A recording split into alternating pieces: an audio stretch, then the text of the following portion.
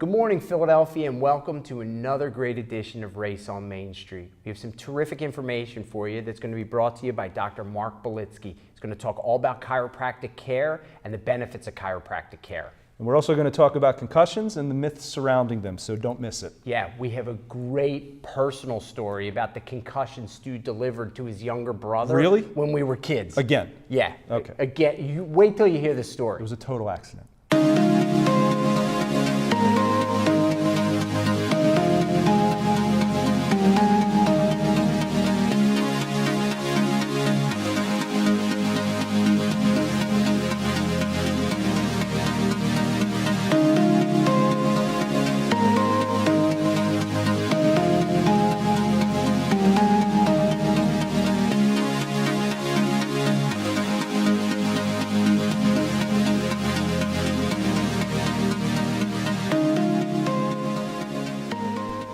Good morning, Philadelphia, and welcome to another great edition of Race on Main Street. We have some terrific information for you, so please sit back, relax. We're going to be joined with our guest, Marc Belitsky, who's going to talk about chiropractic care in just a minute. I will first, before we get started with that, I'd like to introduce as we talked about last time, my brother and my business partner and co-host. I want to be co-host, right? That's right. Yeah. So he wanted brother at the top of that. So well, I think that's what the yeah, it want. makes sense. Yeah. I suppose. So Stu, how are things going? It's a great day. It's a great day. You know what? I wanted to tell you a story also that you'll appreciate. Your niece Abby this morning. Okay. I said as I walked out the house, I said, "Abby, have a great day." She looked at me right in the eye and said, "I will." Oh, that's good. I thought that was pretty, yeah, pretty straightforward. I like that. I like a kid who's got that kind of confidence. All right, yeah, she certainly does have a lot of confidence. But we have a good guest today. We do have a good guest, someone who you know pretty personally. I do, and we'll have stuff to say about that. Yep. Okay. Great. But Dr. Belitsky is here with us, and he's going to talk about chiropractic care. But before we get into that, and I guess it sort of flows a little bit. I think so. But and I know as I wrote this portion of the show, I knew I was setting myself up for it, which you'll hear more about in a minute, I'm sure. Let's talk about that Main Street's concerned about concussions. Let's talk about concussions. All right, you want to just get it out of the way now? No, go ahead. Okay. You go, please. So 3.8 million concussions as of 2012, double the number since 2002. Now, what does that mean? It means we're getting better at diagnosing concussions. So that's a good thing, right? Yep. 14 to 19-year-olds, where the real problems are, up 200% since 2002. There are 4 times as many 14 to 19-year-olds that are being diagnosed with concussions now as there were about 10 years ago, and 90% of concussions do not involve a loss of consciousness. They don't necessarily know that they even have had a concussion. Correct, and apparently the real problem is cumulative concussions, starting with the second one. So I hate to be the bearer of bad tidings, but starting with the second one, the increase in the likelihood of permanent neurological disability is 39%. So this is not a problem that Main Street is right in addressing this problem. People who say, "Oh, when I was a boy, I fell out of trees or whatever, and I must have had 10 concussions by the time I was 12." Well, that's not good. Right. And we need to get a handle on that. Now, I am not. Dad was 20 years ahead of the curve on this. So wait, I have a question about this though. Where are they coming from? Because the interesting thing is I've heard, now I know what you're going to say, or I have a feeling I know what you're going to say. So well, if you read the notes, you know what I'm going to say. Yeah, no, I understand that, but I mean more so that I think you're going to say it's coming from sports injuries. Yeah. Okay, but I'm curious to see what sports industries you're going to talk about. Well, I'm going to talk about football. Right. And as I started to say, Dad was 20 years ahead of the curve on this. He wouldn't let us play football. He made us play soccer. But that wasn't maybe the best choice either, That's as right. it turns That's out. what I was going to point out. Yeah, as high school football goes, you're talking about 47%, that's half, right, of all sports concussions are attributable to high school football, wait for it, practice.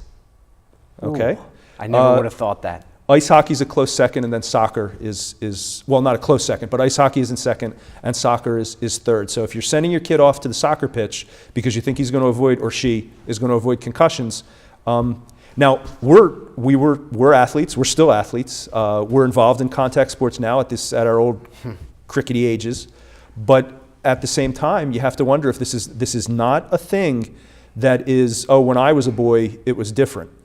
Right. It was, we need to attend to this, and we need to address this. And you know from personal experience that this needs to be addressed. I mean, I know it's coming, so. I'll get to it, but Okay. I have a question first. Yes. Someone had mentioned to me on the soccer field about concussions, that when you look at younger kids, much more of them are coming from actually soccer. And then as they start to age, it starts to flip. Now, I don't know that to be true or not true. It came from what I thought was a reliable source, so I'm going to assume that it's truthful. And it's from the idea of like jumping to head a ball kind of thing, and then your feet slipping out from and you hit under the ground. you, and you hit the ground. Yeah. So interesting enough. So yeah, concussions. I'm all too familiar with concussions. So let's get to Dr. Belitsky now. Yeah, so let's talk about the concussion All right, it was that not- Stu, the older, responsible brother, who was babysitting his 6-year-old, I think, at the time. more like me. 4, 5. Okay, worse. I think I was 11, so you must have been about 3 or 4. Yeah, so, and he and one of his friends decided to chase me up a very large sliding board. Never having thought that you would decide to leap off the top of it, okay, instead of Yeah. sliding down it. Let's But let's point blame where Seriously, blame I wanna is. get to the guess. Yeah, so I end up falling off the slide, Yeah, the okay. top of the slide, like a tree falling. And then Explains my so much. head hits, because at that time, no padding, no anything. What did my head hit? The concrete The concrete, playground thing. okay? Yeah. But that was not my fault that it was concrete. You're not supposed to chase a 4-year-old up Right. a 12-foot slide. So Dad's coaching Obviously, baseball. this is not going to be resolved today. Yeah. and So all probably I will never be remember, resolved. all I remember from it is my dad somehow getting me and us being at home. So I go from the top of the slide, not remembering anything in between, and my tongue, I'd bitten through my tongue, and this is the worst part, and you've heard it a million times. The only thing I remember from it is Dad's handkerchief in my mouth. Yes, I've heard it a million times. Now I've Right. heard it a million one. Now everyone has heard it. Yeah, Okay. and so my question was... So the bad news is? So the bad news is, was the handkerchief clean or dirty? I That's the only thing I've ever asked for, and nobody's ever given me an answer. I'm going to say that this story Probably- explains so much. Yeah. So let's get on to the guest. Dr. Marc Belitsky is with us today. Dr. Belitsky, who is the medical director at Broomall Total Health Center, spinedoctor.org, that's SPINEDR.org, is a national board certified and Pennsylvania licensed chiropractor, practicing since 1988. He is a graduate of the Pennsylvania College of Chiropractic. He is board certified in chiropractic rehabilitation and also in the diagnosis and treatment of scoliosis. Dr. Belitsky is a member of the American Chiropractic Association, the PA Chiropractic Association, and the American Chiropractic Association Sports Council. So welcome, Dr. Marc Belitsky. Thanks for being on the show. Yeah, and probably the most important thing is the guy who put this crickety body back into movable shape. I will attest to the fact that Dr. Belitsky has worked miracles on my ability to stand upright. And although since it's a family situation, he also treats Ira. Yeah, okay. Our brother, our middle, third brother, our other brother. and, Yeah. and does Ira swears by the fact that some days he can't walk and then he goes and then he can. So then the question that I have is, and I know you have some great, fantastic stories. We were talking about before the show started, some really like very heartwarming type events that you get to deal with. You know, you see people kind of banged up, but at some point they are no longer banged up and doing well. So who really needs a chiropractor? Where does that come into play? It's a good question, and it's a profession that we really love. I mean, there's a passion to help people, and what we find is that the more we can educate and the more we can actually help people change the quality of their lives, the better it is for both us and the patient. Sure. So who should actually see a chiropractor is a good question. Predominantly, we're seeing mostly lower backs, neck pain, back pain, disc herniations, migraine headaches. But we see a lot. We see all kinds of things from rotator cuffs and impingement syndromes. We specialize in what we call neuromusculoskeletal conditions, nerve, muscle, and bone. And the easiest way to kind of understand is there's 3 types of stress that hit the body. We're all under stresses constantly. One of them being emotional. It could be family issues, financial issues, work-related issues, sibling rivalry issues can cause some stress. I'm not letting you get away with that one. No, of course not. So those stresses, your body tends to tense up. Your muscles start to cringe up. You might be clenching. You're also starting to produce adrenaline and different hormones, which are going to throw you into the second phase, which is chemical. You may have chemical stresses. It can be infection, it could be inflammation, it could be side effects to medication, it can even be toxicity from all the pollutants that we have in our environment today. But most of what we would see is what we call the physical type of stress. And our bodies are under stress physically, the way we sit, our ergonomics, we're working on laptops, we're working on computers, we're sticking phones in our ears, high school sports that start from little ages, little kids that are trying to learn to walk, car accidents, work-related injuries, and on and on. All these stressors build up, and the body can only take so much before it starts to break down. It's the breakdown that we start to see. So our first objective is to find out, is a patient or a potential patient the right person for a chiropractor? Do they have physical related conditions that we would treat? So initially we need to see somebody and do a comprehensive examination, a history, really look at what's happened. How did they get to this point? I always hear, oh doc, it just happened yesterday, I was raking leaves and now I can't stand up, my back hurts. And then we start delving in a little bit more. And we find out there was a car accident a few years ago with only minor treatment. Well, I thought it was going to go away. And then we find out about the time they slipped or they were moving furniture. And then before you know it, there might be a 10 or 20 year history of little traumas that have been building. And what happened raking leaves wasn't the trauma, but it was ultimately the one that broke the camel's back. Sure. And led us into the symptomatic state. So when we start to isolate what really is it, if it's a physical problem, and it's specifically muscle, bone, nerve, non-fracture, we don't treat fractures, and non-disease, then that would fall into the realm of a chiropractor. Now what about, though, I have a follow-up to that, what about somebody who might have said to you, just comes out and says, I don't really have any issues, but I'm getting a little bit older, I've played sports my whole life, whatever the case may be. Are there preventative aspects that people can, just from a standpoint of helping, let's just say, keep their body loose from the idea Sure. of this type of activity? Well, tightness and tension is a big issue. We see how many people are sedentary and they're not moving, they're not exercising on a regular basis. But just because you don't have symptoms doesn't mean that you're healthy. It takes about 60% loss of your function in your body before a symptom even shows up. So when they say to me, oh, I feel pretty good, or I feel good, but occasionally, there's these little things, and we call them subluxation is the term that we use, and I can explain that in just a moment. But a subluxation, where that mechanical misalignment of the spine could be brewing. It could be sitting there. It's kind of like a little splinter that got in your foot, and over time it starts to get infected, and then it starts to swell. Now you're starting to limp. And a lot of times these symptoms can show up years later. I always see sports injuries from high school. When I see an individual in their 30s, 40s, 50s, I find out that's when the trauma's happened, or a car accident from a long time ago, or a fall that they thought they got over. So it's, do you want to be healthy, or do you just want to be out of pain? And ultimately, that's what a patient and the doctor should try to figure out. What is the goal? What does the patient really want to accomplish? Do you want to be healthy? Do you want to be vibrant? Do you want to really enjoy your life and not be hindered? Or do you just want to be out of symptoms? Because just out of symptoms is kind of existing. Right. It's not thriving. So now a patient like that who doesn't have a lot of symptoms obviously should require a lot less treatment. Right. Somebody who has symptoms and they're what we call acute, it's inflamed, it's swollen, they can't bend over, they can't turn, or it's a migraine headache, they may need a little bit more to get that under control. Wellness is a part of chiropractic. People say to us, oh, once I go to a chiropractor, do I have to go for the rest of my life? No, it's your choice. You always have a choice.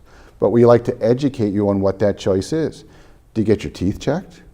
Why? Well, I don't want my teeth to rot out. Well, why don't you get your spine checked? Do you want to wait 20 years and find now there's arthritis, now there's disc degeneration, now there's spinal stenosis, and you say, I should have gone to the chiropractor when he told me to?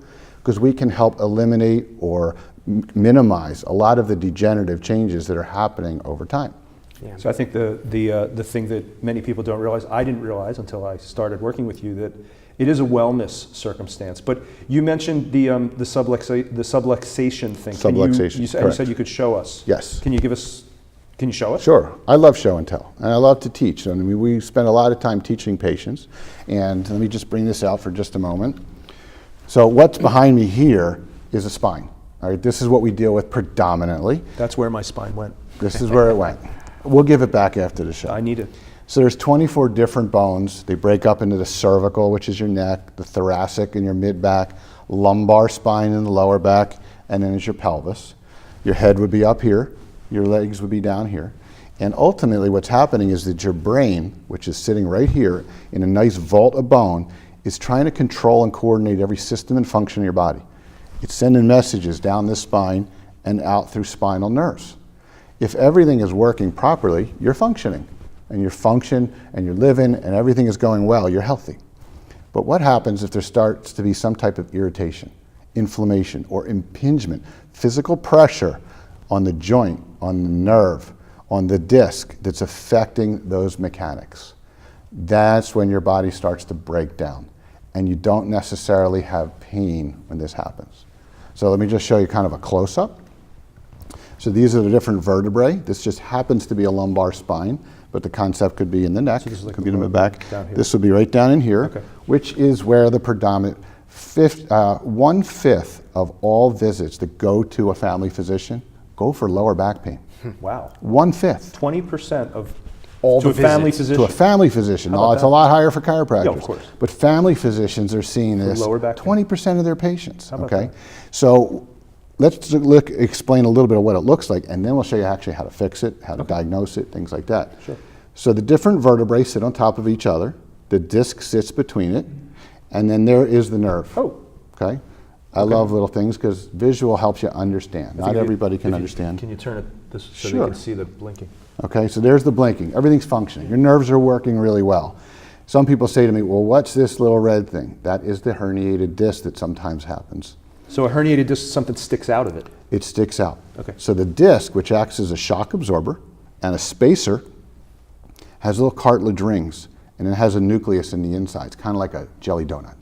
What happens if there's pressure on one side of the jelly donut, either quickly or slowly over time? That disc can bulge and the little fibers start to rupture. And each time they start to rupture, it gets a little worse. When they begin to rupture, you hear the term bulging disc. So this red stuff is the goo Yes. that's in the disc. Correct. Okay. Or that nucleus. Okay. So the more fibers that fracture and break, and this can happen right away at one time or over years of little traumas, and oh, what was that? That could have been another little fiber that just ruptured. And eventually that disc inside, the fluid starts to migrate farther and farther out. That's when it reaches a disc herniation. And then it starts to put pressure on the nerves, and all of a sudden, boom, those nerves aren't working properly. They're starting to get irritated. They could be running down your leg or your arm or up into your head.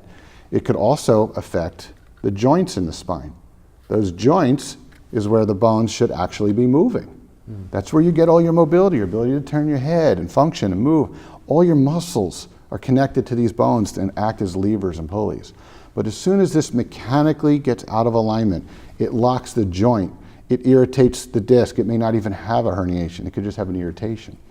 Once that nerve starts to malfunction, you lose health and your body breaks down. And that's when the symptoms start to show. And we see things like migraine headaches and radiculopathies and tingling down, allergies. Actually, that's what, if I could, because one of the things in my notes, one of the things that I wanted to say is, what's Main Street concerned about? Main Street's concerned about pain management, improving sleep, stress relief. And what you're saying is that it's not necessarily about, oh, I had a car accident and my back is out of line. It's way more than that. Correct. And as we said earlier, we're under a lot of stress. Imagine what stress is going on internally and how exhausted you'll be and how distracted you'll be and how you might lose work and be irritable at home when you're literally on your nerves. Right. Things are impinged, things are irritated. So what we need to do is find out, where is it? Where do you have this subluxation? How is it manifesting in your body? And if we find it, and this is the art form of chiropractic, is then take our hands and actually correct it. We can gently move it back into position. And people say, oh, is that safe? Yes, it's very safe. It's actually, we are the safest form of healthcare in America. There's actually 1,000 chiropractors and over 27 million patients being treated yearly. When you deal with malpractice, ours is extremely low. We don't use drugs and surgery. So it's very effective. So tell me this. How long before my back starts to feel better? How long before I'm upright? How long before my... Everybody asks me that question. Yeah. And I mean, I got to come for years and years, right, to get put back together. No, you should not. If you're years and years and not getting results, you need to see somebody else. But I'm setting you up, so go ahead. So, knock it out of the park. Right. So initially, once we find this, we often get results to some degree immediately. So often a patient walks in bent over or crooked or can't turn their head or pain run down their arm, and they get up and they go, what'd you do? Is this a miracle? How can I stand up now? Better yet, tell me about the migraine patient. Because people think of, I got my back, but they're not thinking about, I got a migraine, and can this guy help me? So, same problem. I have, and this has just happened this week, where I had a mother that I'm treating who's bringing her adorable 6-year-old little boy in, and she started telling me stories about how he vomits every day. He has headaches every day. He's got migraines multiple times a week. How long has this been going on? He's 6 years old. A year and a half. What happened? I don't know.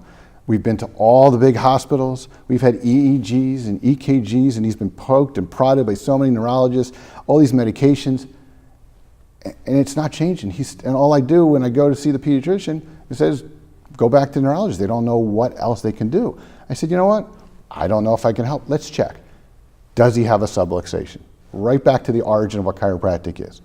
Is he a potential chiropractic case? Because if he's not, if there's no misalignment, I can't help. Nobody can help, from our perspective. Sure. So I take one look, and I said to the little boy, "Hey, I'm going to just take my finger and press on one little spot. You tell me how this feels." As soon as I touched it, he screamed in pain. Ow, it hurts right there. Yeah, Mom, that's it. I mean, and she looks at me like, well, nobody's ever checked that before. They've only been checking inside his head, not from the outside. I said, well, let's take a little bit of a look. And I checked, and he didn't have movement. His nerve was impinged at what we call the atlas, which is the very top or the C1 vertebrae. And it was irritating the nerves, compressing muscle spasms into the head. I looked at the mom, we talked about it. I said, hey, would you like me to treat him? She says, absolutely. And she got such good results for herself. She's like, I'm comfortable, I feel confident. We treated the little boy. I saw him back a week later. What happens? No more migraines and no vomiting. In one visit, I see him a week later, and he still has a little nausea. I treated him, I checked him. It wasn't out of alignment nearly to the degree that it had been before. So we treated him. After 3 weeks, he's symptom-free. No more headaches, no vomiting, nothing. I mean, that's a terrific story. I mean, yeah, I mean, and I've heard other stories like this as a result of that. I mean, it's a pretty complex mechanism back there. But you talk about a child, like, is there a difference between handling a child, handling an adult? Like, that's kind of an interesting... There is. Children respond so much quicker. They have less traumas, they have less arthritis, they have less scar tissue. But ultimately, it's the same concept. Find the misalignment, find the dysfunction, and can we correct it? If we correct it, give the body that opportunity to heal and get back to the vibrant self in the way it can express itself. It's amazing.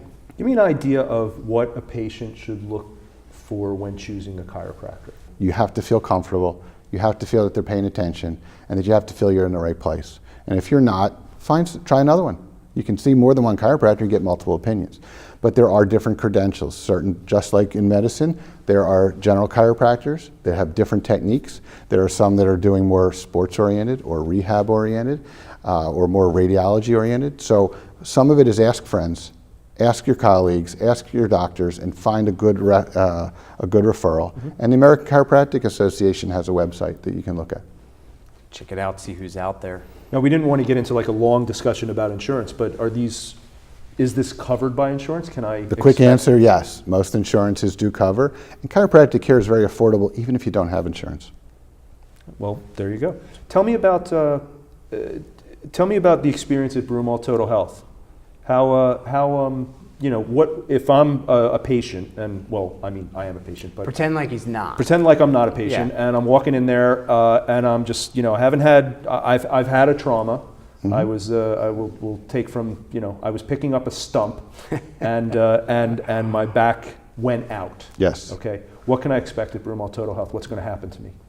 Well, hopefully we're going to get great results. Right. But before I was that, thinking more of a step-by-step. Yeah. step by step is you call the office, you discuss it with the staff. We take comprehensive history. We do a full clinical exam. We may order X-rays or MRIs. We determine, as I was saying, what's wrong, and then it's treatment.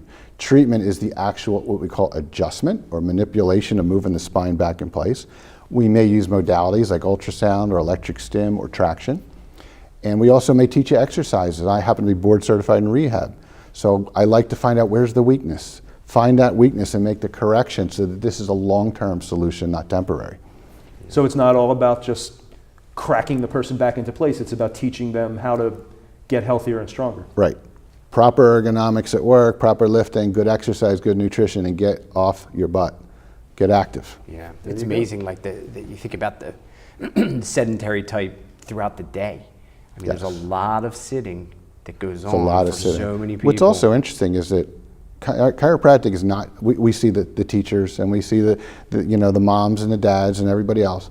We also handle all the NCAA sports, all the professional sports, actors, actresses. It's all, I mean, I personally happen to work with the US Open. Yeah, weren't you when it came through here, you were Not only you were did I involved treat in that. them at Marion, but also Pinehurst, and I'll also be going out to Oakmont, where the USGA actually has chiropractors on staff to treat the caddies and all those professional players you see on television. You don't think about the caddies. The caddies Yeah, are the guys. the they're caddies carrying are the actually bag. more banged up than the Yeah. players. How about that? bet. But performance improves with golf. There's so much research, and we could do a whole show on just golf and how much better it is and the injuries from it. Well, we will have to have you back to do that show at some point. Thanks for everything, and thanks for me being able to sit in this chair, but thanks for coming on the show, and thanks for giving us all this information. My pleasure. Yeah, thank you. Appreciate it. Well, all right, let's do some fun stuff to get out of here. We talked about concussions and how concussions can ruin sleep. Chiropractic, as we know, helps with sleep, and nightmares are a part of sleep. So let's go with some nightmare facts. You want me to do mythological creatures? Then we'll do nightmare facts. Fine. Yeah, but so here's the thing.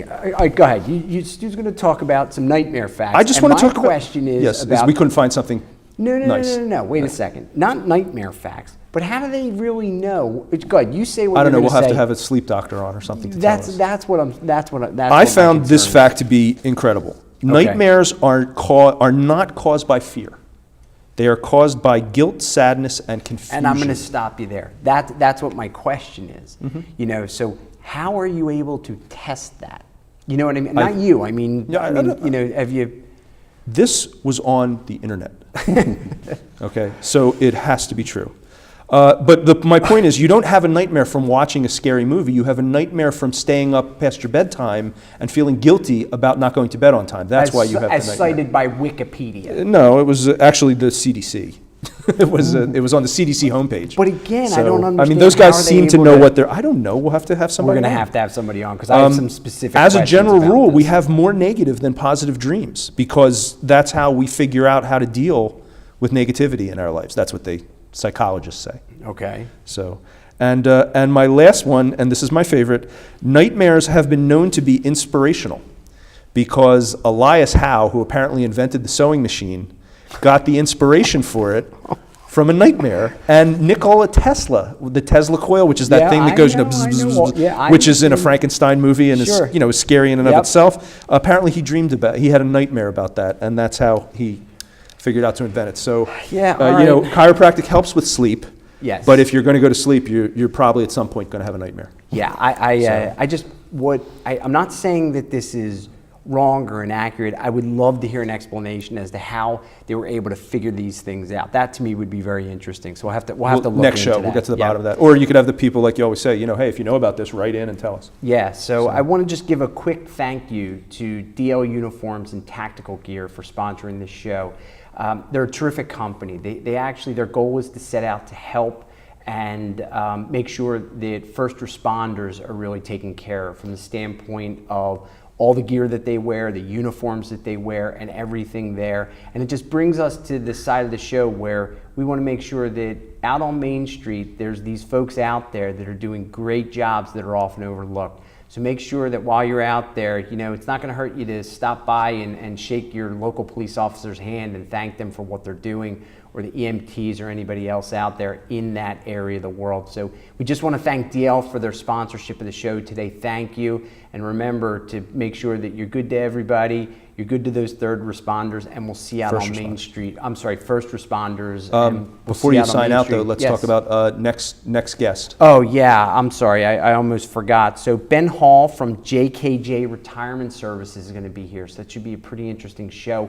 We have some experience with retirement services, so we can have a great conversation, and he's going to talk all about retirement planning and items related. So thanks for joining us, and we'll see you out on Main Street. Have a great week. Thank you.